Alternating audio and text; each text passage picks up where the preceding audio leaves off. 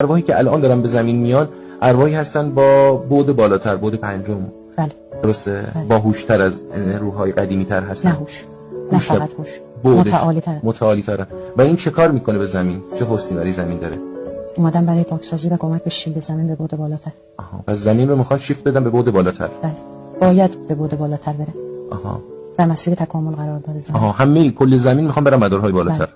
اونایی که آگاهی پیدا میکنن خیلی راحت باشن مسیر میشن میرن. اونایی که آگاهی پیدا نمیکنن با سختی و فشار این مسیر رو میرن بالا. سعی کنید باهاش مسیر بشید. یکی از راهاش اینه که کودکانی که تازه به دنیا میان، بچه‌ها الان معلم شما هستن. فکر نکنید که شما معلم اونها هستید.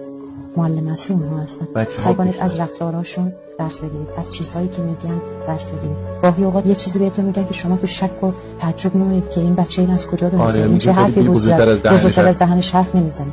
اون به اندازه روحش، تعالی روحش داره حرف میزنه. شما انقدر کوچیکی که اونو بزرگتر از دهنش تصور میکنید. پس اینها روحای واقعا بعد بالاتر. شما باید از همه انسان‌هایی که الان روی زمین هستن باید از بچه‌هایی که متولد شدن درس بگیرن. اونا معلمین شما هستن. شما نباید خودتون بیشتر از یه پورتال ورودی در نظر بگیرید. شما پورتال ورودی هستید که اون روح متعالی انتخاب کرده از این پورتال وارد زمین بشه.